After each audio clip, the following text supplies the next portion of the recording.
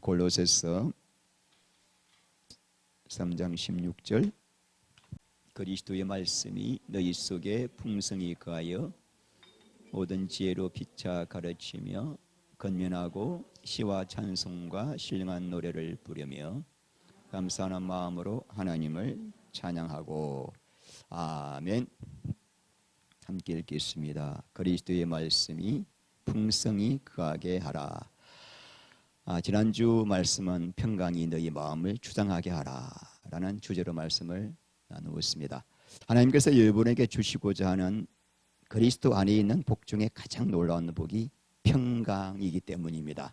자, 그런데 사탄에게 첫사람 아담이 속아서 선악과를 먹는 바람에 하나님을 떠나게 되었고, 그래서 하나님과 함께 누렸던 평강을 잃어버리고 말았던 것입니다. 그 뒤에 사람의 마음속에는 평강 대신에 두려움과 불안과 염려, 온갖 사탄이 주는 것들로 가득 차게 되었고, 사람은 그 잃어버렸던 평강을 찾기 위하여, 그 자리를 메우기 위하여 사탄의 종이 되어서 사탄이 주는 세상의 거짓 평안, 가짜 평안을 한평생 찾다가 사탄과 함께 멸망을 당하는 인생이라고 할 수가 있습니다. 사탄이 주는 평안은 불량품 평안입니다. 사이비 평강입니다. 가질수록 우리 영혼은 공고해지고 병들어집니다. 여러분, 세상의 어떠한 것들도 우리에게 진짜 평안을 줄 수가 없습니다. 오직 평안은 예수 그리스도 안에만 있습니다. 그럼에도 불구하고 우리는 계속 세상 것들에게 무언가 안식과 평안을 찾으려고 쏟을 때가 얼마나 많습니까? 사람들은 평생에 가짜를 붙들고 살다가 데살로니가전서 5장 3절 말씀 보면은 세상 모든 사람들이 사탄이 주는 가짜 평안, 가짜 안식을 붙들고 살다가 우리 예수님이 도적같이 오셔서 평안하다 안전하다 할 그때에 예수님이 이 땅에 오셔서 모든 사람들을 심판하게 하실 거라고 그만큼 가짜 평안을 경고하고 있습니다. 어떻게 우리가 진짜 예수 안에 있는 이 놀라운 평안을 누릴 수 있다라고 했습니까? 제가 뭐라고 했습니까? 예수 그리스도와 올바른 관계를 가질 때, 그걸 뭐라고 그랬어요? 의를 가질 때라고 말씀을 드렸습니다. 우리 하나님과 올바른 관계를 가지는 것이 평강을 누리는 비결인데, 어떻게 하는 것이 하나님과 올바른 관계를 가지는 건가요? 하나님을 사랑하고 경외하는 거예요. 할렐루야. 하나님을 내 인생에 가장 소중하고 존귀한 분으로 모시고 섬기는 것입니다. 더 깊이 말하자면 그리스도와의 연합을 이루는 것, 이것이 의를 이루는 것이요, 하나님과 올바른 관계를 가지는 것이요. 이 관계를 가질 때 뭘 주신다고요? 의와 평강과 희락이라. 평강과 희락을 누릴 수가 있다라고 말씀을 드렸습니다. 왜 그런가? 이 올바른 관계를 가지는 것이 바로 하나님이 사람을 창조하시고 구원하신 목적이기 때문입니다. 한순간도 잊지 마세요. 내가 사는 목적이 무엇인가? 자다가도 일어났을 때 그 목적을 잊지 마세요. 내가 사는 목적은 의를 갖기 위해서다. 하나님과 올바른 관계, 내 마음과 전심을 다하여 주님을 사랑하고 섬기고 그분을 따르고 순종하기 위함이요, 이 방법이 예수와의 연합 안에 있다라고 말씀을 드렸습니다. 자, 오늘 말씀은 그리스도의 말씀이 풍성히 여러분 안에 거하게 하라라는 말씀입니다. 읽겠습니다. 그리스도의 말씀이 풍성히 거하게 하십시오. 그리하여 모든 지혜로 서로 가르치고 건면하며 신령한 시들과 찬미들과 노래들로 여러분의 마음을 다하여 감사함으로 하나님을 찬양하십시오. 오늘 이런 보니까 이 본문의 키워드가 뭐 같습니까? 그리스도의 말씀이 오늘 가장 중요한 키워드죠. 그리스도의 말씀이 뭘까요? 우리가 첫 번째로 사전적으로 말보면은 그리스도께서 공생애 가운데 우리에게 가르쳐 주신 많은 말씀들을 의미할 수가 있겠죠. 또 어떤 말씀이 있겠습니까? 더 깊이 들어간다면 그리스도의 생명 안으로 들어가게 하는, 그리스도의 생명 안으로, 연합 안으로 들어가게 하는 말씀, 나는 죽고 그리스도만 사시게 해서 그리스도 연합 안으로 들어가는 제가 날마다 강조하는 이 진리의 말씀이라고 할 수가 있겠습니다. 근데 또 어떻게 보면은 모든 신구약의 말씀이 그리스도의 말씀이라고 할 수가 있습니다. 왠가요?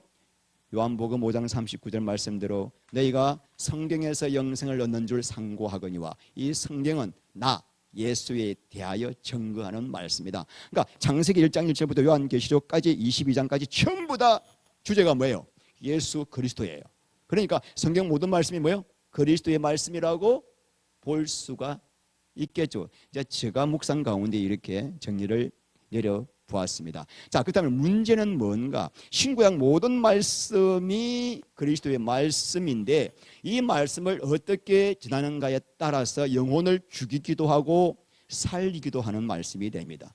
오늘 수많은 사람들이 다 성경 말씀을 전하는데 어떤 사람들은 이 말씀을 전할 때 인본주의 입장에서 전하는 거예요. 하나님께 영광이 아니라 사람의 육신을 즐겁게 하는 말씀으로 변질시켜서 전하게 될 수도 있어요. 또 번영신학, 예수 믿는 목적은 세상에서 복받고 잘 살기 위해서라고 하는 이 번영신학적 측면에서 말씀을 전하면 말씀을 들을수록 영혼이 병들어가는 거예요. 자, 그러니까 우리가 이 그리스도의 말씀, 모든 게 그리스도의 말씀이라고 3번 말씀을 우리가 정의를 내리고 난 다음에 본다면은 말씀을 어떤 초점에서 맞추어 전하는 것인가? 이 말씀을 하나님의 영원한 경륜에 맞춰서 전한다면은 모든 말씀이 그리스도의 말씀이 되는 거예요. 나는 죽고 예수만이 내 안에 사셔서 그분이 내 인생의 주권자요, 내가 그분과 연합하여 그분 안에서 모든 영생을 누리며 변화되는 이 삶의 초점을 맞추고 전하면은 어떤 말씀이든지 그리스도의 말씀이 된다는 거예요. 근데 같은 말씀이라도 헛소리하게 되면은 영혼을 죽이는 거죠. 신변 잡게 이야기하고 예수 잘 믿어야 복 받는다 그러고 헌신하면 복 받는다 그러고 계속 인간 중심으로 말 전하면은 같은 말씀을 들어도 몽롱해지고 병들어가고 죽어가는 것입니다. 그러므로 오늘 본문의 말씀이 그리스도의 말씀이 여러분 안에 풍성히 거하게 하십시오. 이 말은 성경을 단순히 지식으로만 알지 마. 기복적인 그런 말씀을 알아간 소용이 없어. 오직 나는 죽고 예수가 내 안에 전부가 되게 하는 그리스도의 생명의 말씀을 풍성히 여러분 안에 거하게 해야 오늘 놀라운 그 다음의 말씀들이 기적들이 일어난다는 것으로 아멘이십니까?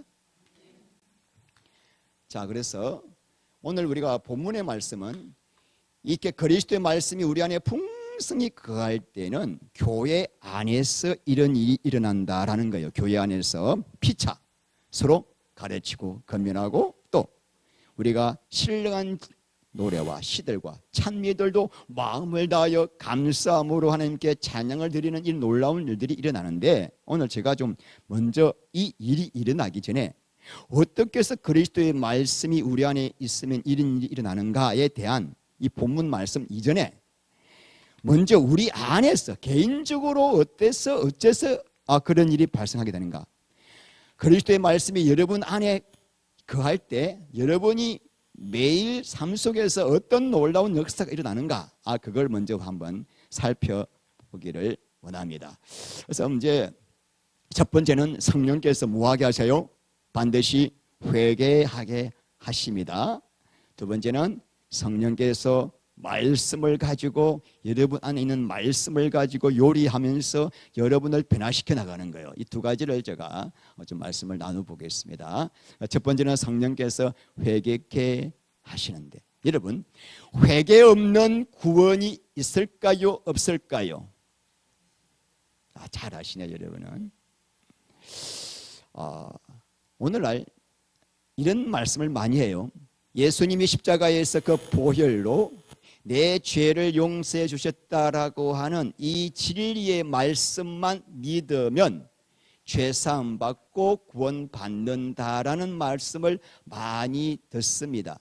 그러니까 예수님이 나를 위해서 십자가에서 죽으심으로 그 피가 내 죄를 속해 주었다라고 하는 그 진리에 지적으로 동의만 하면은 아멘입니다라고만 하면은 거기에 내가 이의를 걸지 않겠습니다. 맞죠? 라고 내가 동의만 하면은 구원 받았습니다. 당신 죄사함 받았습니다. 라고 선포하는 말씀을 많이 듣습니다.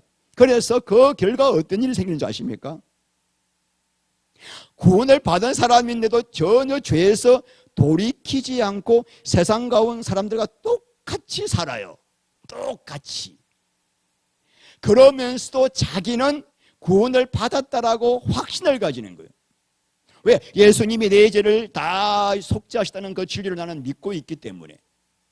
자기는 지적으로 동의하고 있고 한 번도 회개를 하지 않은 거예요. 왜냐? 왜 이런 기가 막힌 일이, 왜 예수를 믿고 구원받았다고 하면서도 왜 죄 가운데 사는가? 한 번도 나는 죽고 예수만 살게 하시는 그리스도의 말씀을 한 번도 들어보지 못했기 때문에.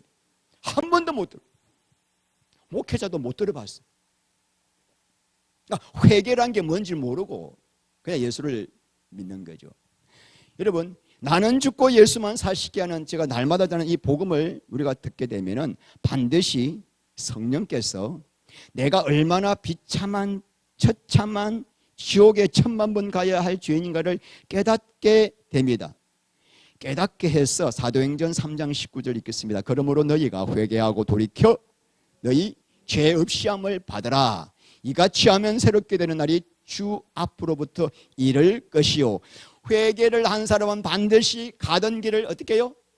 돌이키게 되어 있습니다. 내가 예수를 믿는데 가던 길을 돌이켜본 경험이 없다. 여전히 내 좋아하던 것, 내가 짓던 죄 그냥 계속 짓고 있고 살고 있다. 그 사람은 회개를 한 사람이 아니죠. 반드시 회개하고 돌이킨 사람만 뭘 받는다? 죄사함을 받는다. 죄란 뭐죠? 죄는 나를 위해 사는 거죠. 나를 위해 사는 것. 회개는 뭐죠? 그런 나를 위한 삶에서 생명과의 삶으로 돌이키는 것이 회개라고 하는 것입니다. 자, 그러므로 여러분 잘 들어보세요. 또 헷갈리면 안 됩니다. 내가 어떤 가던 길을 방향을 가다가 돌이키게 되면은 아직까지 어떤 행위를 하지 않았어도 마음이 바뀐 거예요. 여전히 우리는 죄를 지을 수도 있고 넘어질 수도 있습니다. 그런데 중요한 것은 회개라고 하는 것은 가던 길을 내 성령께서 복음을 듣게 하심으로 죄가 얼마나 비참한 것인지 알게 하시고 예수가 얼마나 영광스러운 분인지를 알게 하심으로 말미암아 내가 가던 길을 바꾸게 하도록 마음을 바꾸게 하시는 거예요. 할렐루야. 왜냐? 구원은 오직 뭘로 받아요? 믿음으로 받는 거예요. 자, 어떤 행위가 일어나지 않아도 내가 가던 길을, 진짜 내가 이 사망길이구나, 이렇게 산다면 영원한 저주구나 라고 성령께서 깨닫게 하심으로 이제부터 하나님, 나는 더 이상 이 썩어질 육신의 것들을 붙들고 살지 않겠습니다. 이제는 오직 나의 영원한 신랑 되신 예수만을 바라보고 예수님의 뜻만을 위해 살기를 소원합니다라는 이 마음의 변화가 왔다면 그게 뭐예요? 돌이킨 거예요. 아멘? 그 사람은 뭐예요? 회개한 사람이에요. 또 넘어지죠. 우리가 여전히 내 안에 뭐가 있기 때문에? 육신의 죄가 있기 때문에. 그러나 어느 한순간 이런 마음의 변화가 왔느냐 이거죠. 복음을 들음으로. 자, 이렇게 한 자가 뭘 받습니까? 누가복음 24장 47절 또 그의 이름으로 죄사함을 받게 하는 회개가 예루살렘에서 시작하여 모든 족속에게 전파될 것이 기록되었으니, 그러니까 내가 얼마나 비참한 죄인인지를 깨닫고 한 번도 그 삶에서 내가 돌이키겠다는 성령의 감동이 없는 사람은 아직까지 뭐 하지 않았다? 회개하지 않은 사람이에요. 교회 100년 다녀도 회개하지 않은 사람은 뭘 못 받은 거야? 아직까지? 제사 못 받은 거예요. 회개가 이렇게 중요한데, 회개는 내 결심과 결단이 아니라 복음을 들음으로 계속 성도님들에게 그리스도의 말씀을 듣게 해주므로 성령님이 그 안에서 역사하는 거예요. 보게 하시니까 버리는 거지. 신목사가 버리라고 잔소리해서 버리는 것이 아니라 어떻게 좋은 걸 버립니까? 우리가 보게 하시니까. 할렐루야. 전부 회개도 누구요? 회개도 주셔야 돼요. 회개도 은혜입니다.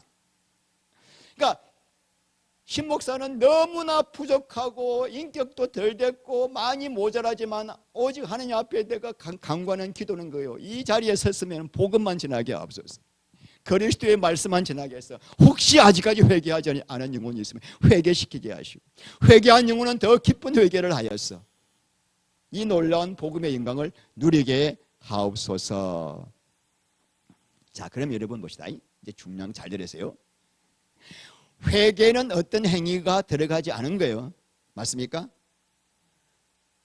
어떤 행위도 하지 않은 상태에서 성령의 감동으로 내 마음의 변화가 와서 돌이킨 거예요. 마음으로 돌이킨 거예요. 그러면은 마음으로 돌이킨 사람은 반드시 성경 말씀을 보면은 합당한 행위를 맺게 되어 있다. 다른 말로 합당한 열매를 맺게 되어 있다. 마태복음 3장 8절 말씀에 세례 요한이 너희가 회개에 합당한 열매를 맺으라. 마태복음 7장 19절 말씀에 예수님께서 아름다운 열매를 맺지 아니하는 나무마다 지켜 불에 던져 사르느니라. 이러므로 그들의 열매로 그들을 알리라. 그러니까 회개 자체는 어떤 행위도 필요치 않은데, 진짜 회개한 사람은 반드시 삶이 살아감에 따라 조그만 열매를 맺다가 점점 죄가 끊어지고 하나님의 거룩한 열매를 반드시 맺게 되어 있다. 그러므로 나 회개했는데요 하는데 열매가 없으면 아직까지 회개하지 않은 사람이다. 사도행전 20장 26절 먼저 다메섹과 사람과 유대 온 땅과 이방인에게까지 회개하고 하나님께로 돌아와서 회개에 뭐해라? 합당한 일을 하라. 회개한 사람은 반드시 일을 하게 돼 있어. 합당한 열매를. 왜냐하면 여러분, 이 그리스도의 말씀은 히브리서 4장 12절 말씀에 하나님 말씀은 살았고 운동력이 있어 좌우에 날선 어떤 검보다 예리하여 혼과 영과 및 관절과 골수를 찔러 쪼개기까지 하며 마음의 생각과 뜻을 감찰해서 나는 이때까지 이것만큼은 죄라고 생각지도 않았던 그 죄가 말씀을 듣고 말씀을 먹으면은 그 말씀이 금이 되어서 내 안에 깊이 감추어졌던 이거는 죄가 아닌데요 라고 했던 그것들을 성령께서 얼마나 그게 무서운 죄인지를 보게 하시는 거예요. 감자탕을 먹으면은 감자탕 안에 그 돼지고기 뼈속에 붙어있는 살코기 싹 다 발라 먹듯이 하나님이 우리 뼈속 깊이 숨어있는 이 악한 죄악들을 음란과 탐심과 분노와 모든 육신의 소욕들을 다 비추게 하셔가지고 점점점 깊은 회개의 길로 가게 하시는 거죠. 그래서 가슴을 찢고 이야 정말 이게 죄였구나.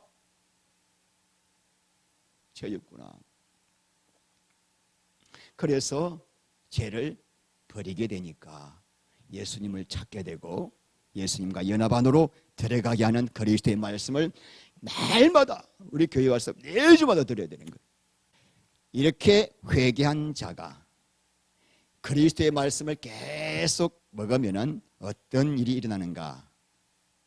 그래서 두 번째가 뭐예요? 성령께서 말씀으로 우리 안에 놀랍게 역사를 하십니다.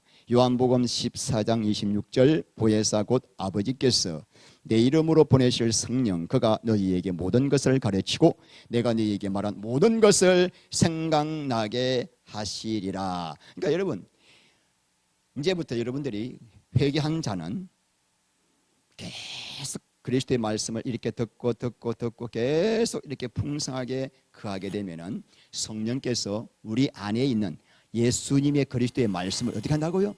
모든 말씀을 어떻게 한다? 생각나게 하시는 거예요. 언제?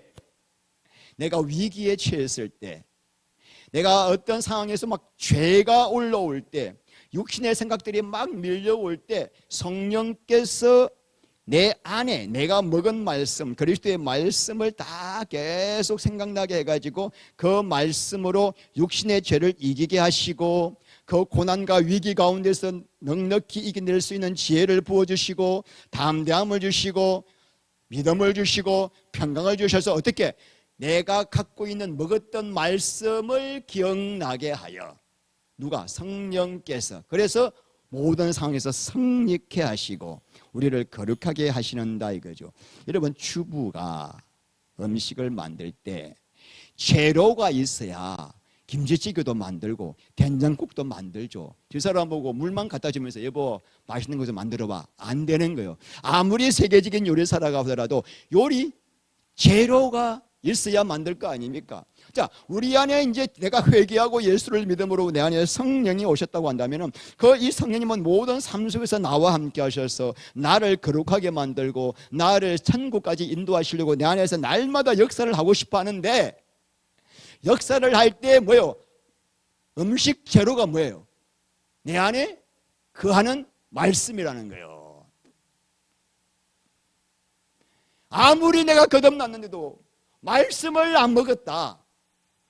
난 그것도 좀 기적이라고 생각해요. 어떻게 아기가 태어났는데 엄마 젖을 안 빨까? 어떻게 회개하고 거듭났는데 그리스도의 말씀을 사모하지 않을까? 안 먹을까? 이건 진짜 깊이 제가 하늘나라 가서 물어보고 싶어요. 내용 중에 하나는, 아니 거듭났다면은 가난하게 될 때까지 순전한 제자를 사모할 수밖에 없잖아요. 자, 그래서 성령께서는 우리 가운데 재료가 필요한데 바로 그것이 뭐다? 우리 가운데 거하는 뭐다? 창세기 1장 2절 말씀 보면은 땅이 혼돈하고 공허하며 흑암이 깊음 위에 있고 하나님의 영이 수면 위에 운행하시니라. 여러분, 지금 성령께서 천지 창조 전에 성령께서 지금 하나님 말씀이 떨어지기를 기다리고 계셔요. 수면 위를 운행하시면서 하나님 말씀만 떨어지면은 성령께서 예수님과 함께 천지 창조를 이루실 거예요. 그 뒤에 하나님이 가라사대 빛이 있으라 하시니 빛이 있었고 할 때 빛을 만들게 하신 분은 예수 그리스도와 성령의 역사입니다. 자, 성령님은 항상 재료가 있어야 돼. 어떤 재료? 하나님 말씀이에요. 말씀이 있을 때 그 말씀을 가지고 역사하는 거죠. 우리 안에도 지금 성령께서 지금 우리 안에 말씀만 있으면은 그 말씀을 가지고 무엇이든지 하시려고 수면 위에 운행하고 계시는 거죠. 자, 시편 107편 9절. 그가 사모하는 영혼에게 만족을 주시며 주린 영혼에게 좋은 것으로 채워주시미로다. 하나님을 사모하는 영혼, 하나님을 사모하면 반드시 하나님 말씀을 사모하게 되어 있습니다. 아멘. 사랑하는 사람은 사랑하는 사람의 말씀을 사모하게 되어 있어요. 그 사람에게 만족을 주시고 줄인 자에게 좋은 것으로 채워주신다. 아니, 어떤 식으로 채워주실까? 어떤 식으로 채워주실까? 19절 시작. 이에 그들의 고통 때문에 그가 그들의 고통에서 그들을 구원하시되 그가 그의 말씀을 보내어 그들을 고치시고 위험한 지경에서 건지시는도다. 여호와의 인자심과 인생에게 행하신 기적으로 말미암아 그를 찬송할지로다. 어떤 어려운 지경에서도 하나님이 말씀을 보내신다. 이 말은 말씀을 기억나게 하는 거예요. 하나님을 사모하는 데는 늘 주의 말씀을 묻기 때문에 그 말씀이 어떤 어려운 순간에도 말씀이 기억나면 사는 거예요. 말씀이 기억나게 한다는 말은 그 말씀을 통해서 성령이 말씀대로 이루어지게 한다는 거죠.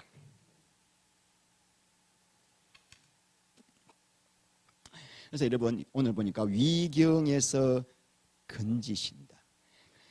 날마다 내 안에 있는 말씀을 통해서 성령의 역사하시는 그 놀라운 기적으로 말미암아 주의 인자하심과 기적으로 말미암아 그를 찬송할지로다. 그러니까 여러분, 자, 누가 여러분 마음속에 그냥 막 자존감을 깨뜨리게 하고 마음에 분을 일으키게 만들고 나를 힘들게 하고 그럴 때 여러분, 그때 말씀이 떠올라와야 돼요.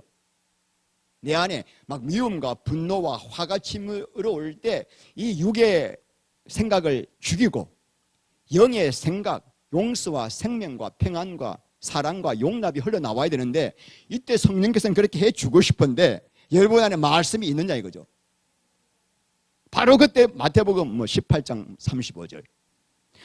너희가 중심으로 형제의 잘못을 용서하면은 하늘에 계신 너희 아버지께서도 너희 죄를 용서할 것이고. 할렐루야.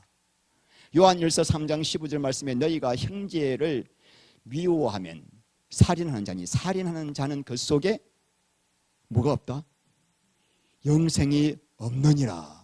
야고보서 1장 20절 말씀에 사람의 썩내는 것이 하나님의 의를 이루지 못함이로다. 이 말씀이 무슨 말씀이든지 몇 장 몇지는 몰라도 이 말씀이 탁 떠오르는 순간에 말씀 붙잡으면은 내 안에 육의 생각들이 힘을 잃는 거예요. 영의 생각이 뭐죠? 생명과 평안이에요. 생명과 평안이 흘러가니까 성령이 주시는 그 모든 9가지 성령의 열매가 내 영에서 혼으로 흘러나와 용납도 되고 용서도 되고 도저히 할 수 없던 내 안에 그 육의 감정들이 죽어지는 기적을 체험하는 것이 가장 큰 기적 아닙니까? 예수 믿고 가장 큰 기적이 뭔가요? 그겁니다. 도대체 옛날에 내가 이 말을 들으면은 막 속이 상해서 밤잠을 못 잤는데 이상해도 잠 잘 오네 요새는. 이게 기적이란 말입니다.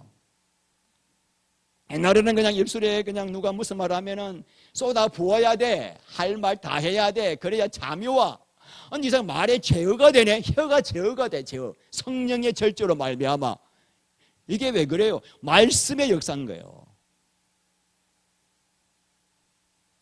그러나 이 말씀이 없는 사람은요 캄캄하죠.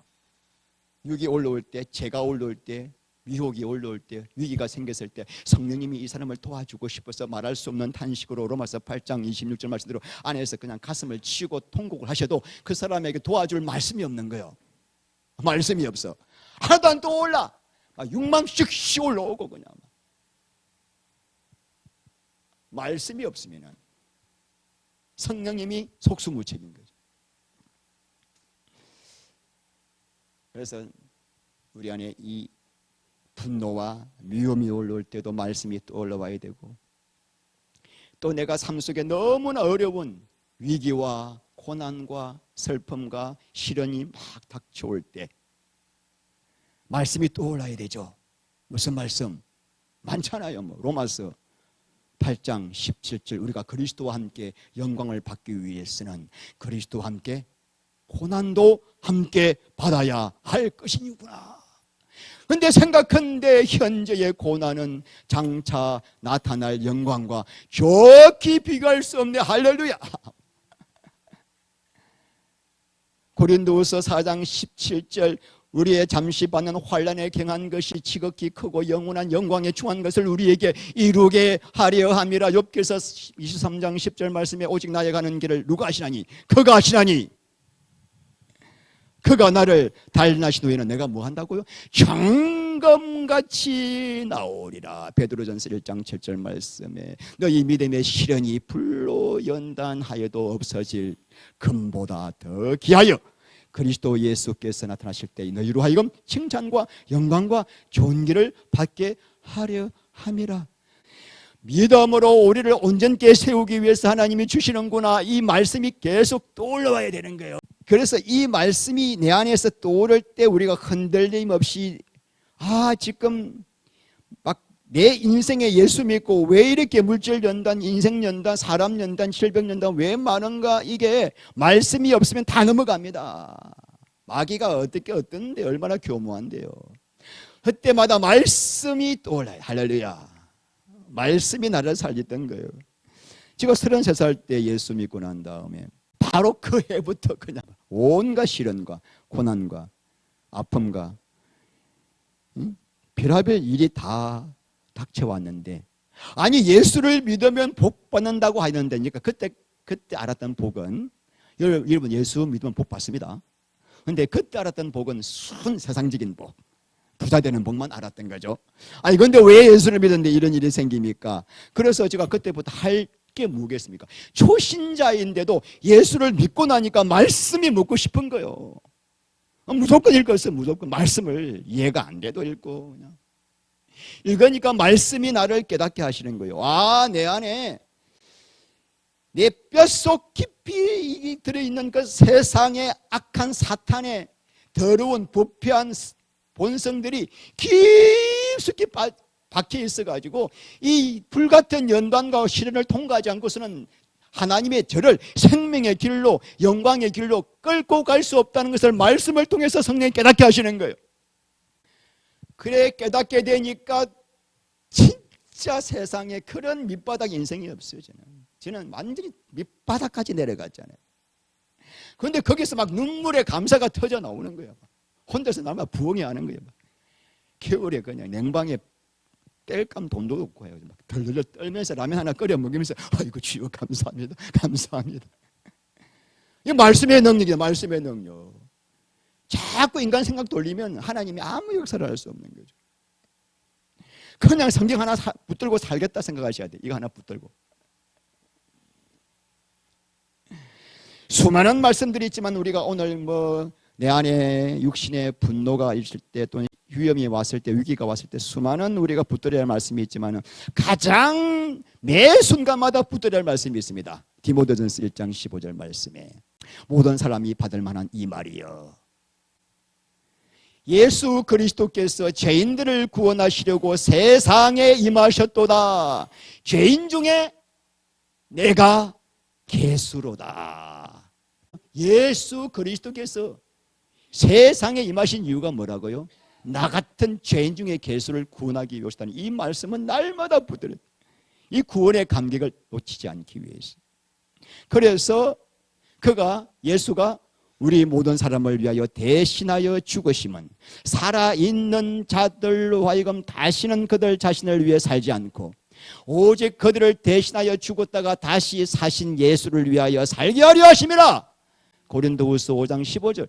하나님, 내가 이 말씀을 붙들고 나갑니다. 나는 죽고 예수로만 사실 수 있도록 내 평생의 의의 길로 인도하여 주시옵소서. 늘 우리가 기도해야 할 제목이 될 줄 믿습니다. 우리가 사탄을 어떻게 이겨냅니까? 사탄을 기도로도 하지. 기도도 필요하지만 에베소서 6장 17절 말씀 보면은 하나님의 말씀 곧 성령의 금을 가지라. 그러니까 성령님이 우리 안에 육신의 욕소욕을 잘라내고 사탄을 머리통을 박살낼 때 하나님의 말씀이 금이래요. 어디에 있는 말씀? 사도 바울이 에베소 교인들에게 너희들을 성령의 금을 가지라 이 말은 뭐예요? 성령의 말씀을 충만하게 먹어서 너 속에 거하게 하라 이 말이잖아요. 그게 일서야 성령님이 그 말씀 가지고 사탄의 심장을 찌른다는 거죠. 계시록 12장 11절 말씀 보면은 우리 형제들이 어린 양의 피와 자기들의 증거하는 말씀으로 사탄을 이겼도다. 그들은 죽기까지 자기의 생명을 아끼지 아니하였도다. 어떤 분은 말씀을 기가 막히게 알아요. 대개 목회자, 저 같은 사람들, 제가 그랬으니까 옛날에 성경의 말씀을 줄줄줄 외우는데도 삶에 변화가 없는 분들이 있습니다. 왜 그럴까? 성경 말씀을 지식으로 보관하기 때문이에요. 지식으로 보관하면 고린도전서 8장 1절 말씀에 지식은 교만케 하고 사랑은 덕을 세운다. 내가 이 어떤 말씀이 생명의 말씀, 그리스도의 말씀인데도 이 말씀 앞에서 깨어져야 되는데 통회하고 이 말씀을 그냥 내 지식으로 보관하고 있으면 나를 교만케 하고 이 말씀 가지고 다른 사람들을 판단, 비판 끝내주고 하게 되는 거예요. 여러분, 말씀은 잘 들으셔야 돼요. 말씀은 머리에 지식으로 놓으라고 주신 것이 아니라 말씀은 하나님처럼 경외하고 사랑하라고. 여러분 안에 거하는 말씀이 하나님이신 줄 아시나요? 그 말씀이 하나님이에요. 요한복음 1장 1절 태초에 말씀이 계시니라. 말씀이 하나님과 함께 계셨으니 이 말씀은 곧 뭐다? 하나님이시라. 우리에게 주시는 말씀은 내가 너에게 이런 이 모든 말은 나다. 똑같다. 말씀을 나처럼 경외하고 순종하라. 말씀 하나 봅니다. 시편 119편 61절. 나의 마음은 주님을 경외한다고 해야 될 건데, 말씀이 주님의 말씀이기 때문에 주님의 말씀을 주님처럼 경외한다는 것입니다. 여러분 보세요. 말씀 주신 분을 경외하니까 말씀을 경외하게 되고, 말씀을 경외하면 당연히 그 말씀이 어떻게 될까요? 순종이 되죠. 자, 내가 왜 말씀을 경홀히 여기지? 먹지도 않고 내가 알기는 아는데 순종도 안 하고, 이유는 하나입니다. 그 말씀 주신 분을 무시하고 있기 때문에. 내 안에 아직까지 참 믿음이 없기 때문에. 그래서 사무엘 15장 23절, 왕이 여호와의 말씀을 버렸으므로 여호와께서도 왕을 버려 왕이 되지 못하게 하셨나이다. 말씀을 버린 것은 누굴 버린 거다? 하나님을 버린 거다. 제가 20대 30대 때 24살 때부터 34살 때까지 36살 때까지 12년 동안 LG를 다닐 때 LG의 기획부서다 보니까 사장님이 직접 불러가지고 지시를 내려요. 언제까지 뭐 이런다면은 뭐 잔디깎기에 대한 시장성을 조사해, 제품 기획서를 보고해. 그러면은 그 말씀이 떨어지는 순간에 그 말씀은 저에게 어명입니다. 어명. 왕이 말이에요. 여러분 그 당시에 1981년도, 2년도, 3년도 그때 컴퓨터가 있었어요. 인터넷이 있었습니까? 자료가 아무것도 없는 거예요. 그러니까 어떻게 해요? 국회 도서관, 무역협회, 수출협회 뭐 온 데 다니면서 그냥 막 자료를 다 복사해가지고 그 복사한 걸 가지고 며칠 밤을 새우면서라도 해서 그 날짜까지 딱 보고를 올렸단 말입니다. 저는 그 당시에 사장의 말씀은 어명이었거든요. 근데 여러분, 일개 회사의 사장의 말씀도 직원이 이렇게 벌벌 떨면서 순종하는데, 예수 그리스도는 어떤 분이에요, 여러분? 우주 만물을 창조하시고 심판주고 나를 위해서 당신의 생명까지 버리신 구원주요, 나의 영원한 남편이시요, 내 영원한 운명을 좌우하신 분이 하신 말씀이에요. 사장한테 제가 순종한 것은 목구멍이 포도청이라 한 거지만, 어쩔 수 없은 거지만, 우리 예수님은 그런 순종이 아니라 그 주님과의 사랑 가운데서 경험되는 이 놀라운 은혜, 이 놀라운 축복을 누리니까 사랑하지 말라고 해도 사랑할 수밖에 없는, 경외할 수밖에 없는 마음을 주신 거잖아요. 아멘. 그래서 순종이 되는 거죠. 무서워서가 아니고, 이거 안 하면 잘릴까 봐가 아니라, 예수님의 말씀을 어명으로 받아들이는 사람에게 어떤 일이 일어나는가? 데살로니가전서 2장 13절, 이러므로 하나님의 말씀을 받을 때에 사람의 말로 받지 아니하고 하나님의 말씀으로 받음이니 진실로 그러하도다. 이 말씀이 또한 너희 믿는 자 가운데 역사하느니라. 이렇게 오늘 두 가지를 보았습니다. 교회 내 안에서 말씀이 거할 때 어떤 일이 일어납니까? 첫 번째는 회개의 문이 열리고, 두 번째는 말씀을 가지고 성령님이 뭐한다? 역사하신다. 말씀대로 역사하신다. 그렇다면 교회 안에서 여러분들이 이런 체험을 한 사람만이 교회 안에서 어떤 역할을 감당하게 됩니다. 두 가지 역할입니다. 자, 말씀이 가는 자가 해야 할 일이 교회에서 오늘 다시 읽습니다. 그리스도의 말씀이 여러분 안에 풍성히 거하게 하십시오. 그리하여 모든 지혜로 서로 가르치고 권면하여 신령한 시들과 찬미들과 노래들로 여러분의 마음을 다하여 감사함으로 하나님을 찬양하십시오. 두 가지가 있습니다. 첫 번째, 피차 권면하라. 두 번째는 감사함으로 하나님을 찬양하라. 그래서 첫 번째, 피차 가르치고 권면하라. 이게 무슨 말씀입니까? 내가 알고 있는 성경 지식 가지고 다른 사람들을 잘못을 지적하라는 게 아니에요. 요새 애들도 가르치면 싫어해요. 가르치려고 하면 딱 그 부분을 이렇게 해요. 우리도 누가 나를 가르치려고 하면 이게 뭐야 이러잖아. 교회 안에서 지금 가르치고 이게 내가 알고 있는 성경 지식 가지고 집사님 그게 아니고 이게 이런 뜻이 아닙니다. 오늘 보니까 무슨 지혜로 모든 지혜로. 자, 지혜란 게 어떤가? 야고보서 3장 17절 읽겠습니다. 오직 위로부터 난 지혜는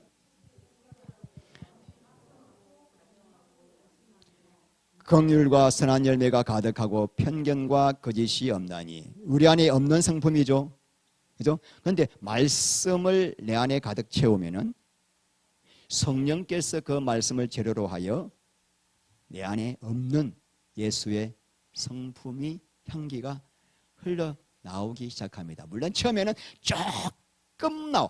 이 조금도 내 안에 없던 게 나와. 이게 기적 아닙니까? 우리는 이런 게 없는 사람들이에요.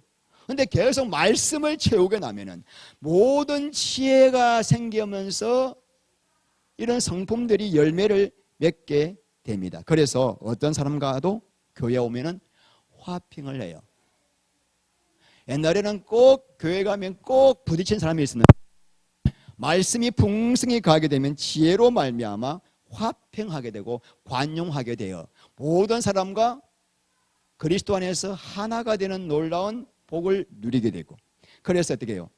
가장 낮은 자리에서 남들이 가장 하기 싫은 굳은 일을 기쁨으로 감사함으로 막 섬겨요. 그게 가르침입니다. 그러면 다 감동받아요. 아, 나 저 일 참 굳은인데 그걸 이렇게 그냥 항상 해. 기쁨으로. 이렇게 변화될 때 여러분, 이렇게 내 삶 속에 변화가 될 때 둔한 입술이지만 여러분 이 변화를 간증하시기를 바랍니다.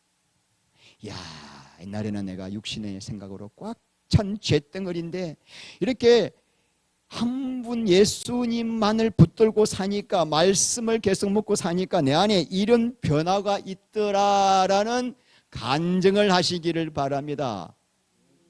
근데 목사님 실컷 간증해놓고 내일 또 넘어지면 쪽팔려서 어떡합니까?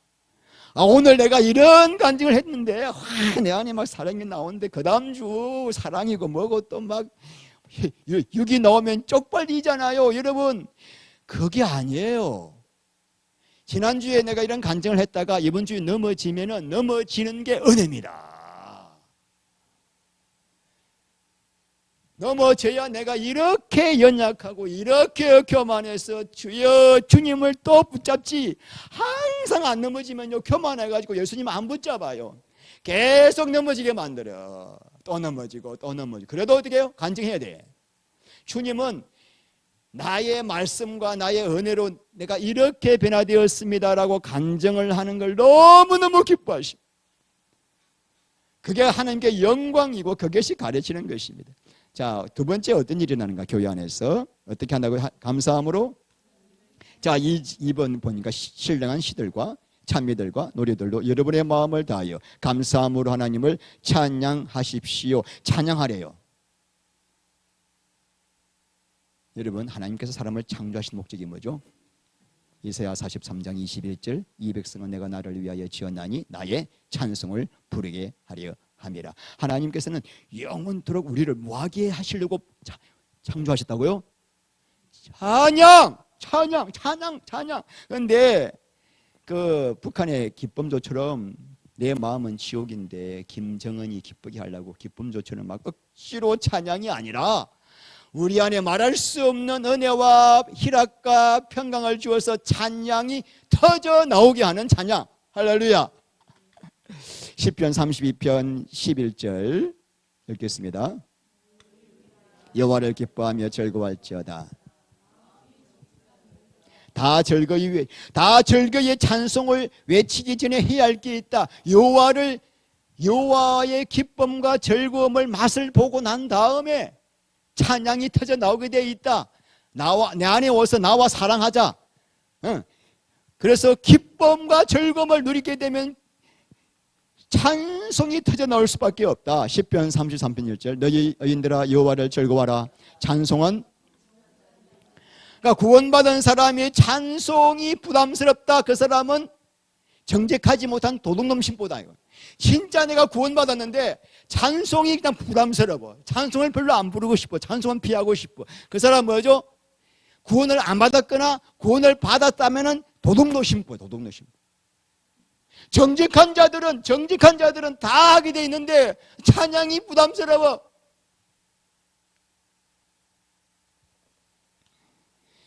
주부가 모든 음식을 맛있게 만들어 난 다음에 주부가 원하는 건 뭐예요?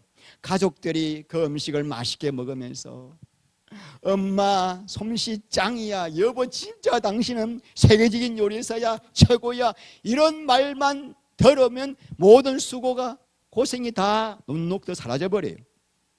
그게 그 주부에 대한 찬양입니다. 하나님은 우리에게 찬양하라고 하는 것은 반응을 좀 보여달라. 반응 좀 보여달라. 내가 너를 위하여 이렇게 생명까지 버려서 이렇게 좋은 영광 천국을 다 예배해 놓았는데 좀 너네들이 이 복을 마음껏 누리면서 우리 하나님 최고예요, 하나님 짱이에요, 하나님 너무 놀라워요, 좀 표현을 해라. 표현을. 이게 뭘 찬양이에요? 찬양. 그러니까 이 구원을 받지 못한 사람은 찬양이 뭔지 모르는 거예요. 진짜 구원받은 사람은 가슴에서 터져 나오는 찬양이 있어요. 그러니까 찬양이 안 터져 나온다, 이거 내가 영이 병들었거나 시들어가는 거나 구원을 못 받았거나 이거 심각한 문제예요.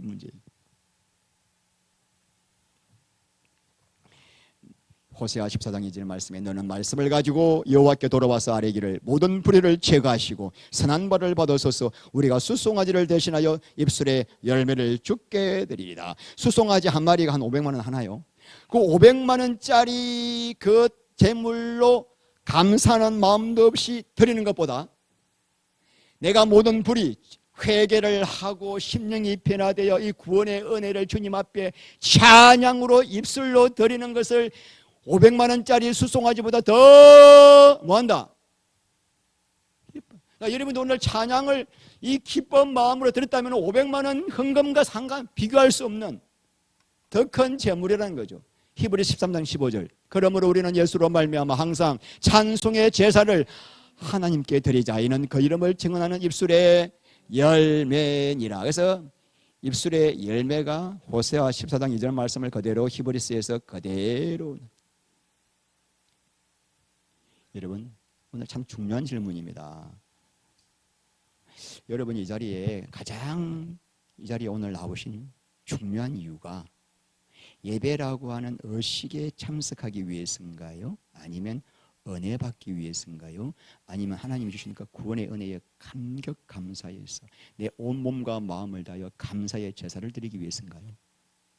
내가 하나님 앞에 이 구원의 감격을 다해서 찬송을 드릴 때 하나님은 점점 더 큰 은혜 부어주시는 거예요. 은혜 받기 위해서 찬송 드리는 게 아니에요. 찬양이란 감사하는 게, 하나님 정말 감사합니다라고 찬양을 드리면 은혜가 계속 쏟아져서 찬양만 하게 되는 거예요. 그래서 여러분 가장 확실한 증거, 내가 구원받은 증거가 뭐냐면 내 안에서 찬양이 늘 터져 나오는 거예요. 시편 34편 1절 내가 여호와를 항상 송축하며 내 입술로 항상 주를 항상 주님을 찬양하는 찬양이 터져 나오겠네. 시편 63편 4절 이러므로 나의 평생에 주를 송축하며 주의 이름으로 말미암아 나의 손을 평생에 찬양. 그래서 여러분 찬양이 싫은 사람은 천국 못 가. 천국은 찬양만 하는 곳이요. 계시록 5장 11절 내가 또 보고 들으매 보좌와 생물들과 장로들을 둘러싼 많은 천사의 음성이 있으니 그 수가 만만이요 천천이라 큰 음성으로 이르되 죽임을 당하신 어린 양은 능력과 부와 지혜와 힘과 존귀와 영광과 찬송을 받으시기에 합당하도다 하더라. 내가 또 들으니 모든 피조물이 이르되 보좌에 앉으신 이와 어린 양에게 찬송과 존귀와 영광과 권능을 세세토록 돌릴지어다 하니 내 생물이 이르되 아멘 하고 장로들은 엎드려 경배하더라. 여러분 24시간 찬양할 건데 천국 가실 거예요? 그래도? 네?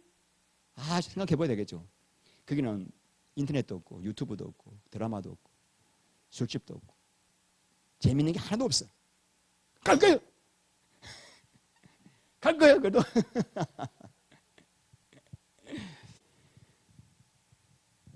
말씀을 맺겠는데요. 그리스도의 말씀이 내 안에 계실 때 회개의 문이 터져요. 돌이키게 됩니다. 죄에서. 두 번째는 내 안에 말씀이 거하면 이 말씀이 성령께서 말씀을 요리로 해가지고 내 안에 말씀대로 이루어지게 합니다. 이렇게 내 안에서 말씀이 충만한 사람이 교회에 나오게 되면은 내 삶이 향기가 돼. 아, 저분은 정말 훌륭한, 정말 그리스도의 향기가 나오는 집사님이네, 권사님이네. 와, 볼 때마다 그냥 그 자체가 그리스도의 편지가 되는 거예요. 그게 가르침이 되는 거죠. 두 번째는 그 사람은 내 안에서 찬양이 터져 나올 수밖에 없어요. 이 구원의 은혜에 감사해서. 자, 마지막으로 이제 말씀 하나 읽고 끝내겠습니다. 시편 150편 1절 이하. 할렐루야. 그의 성소에서 하나님을 찬양하며 그의 권능의 궁창에서 그를 찬양할지어다. 그의 능하신 행동을 찬양하며 그의 지극히 위대하심을 따라 찬양할지어다.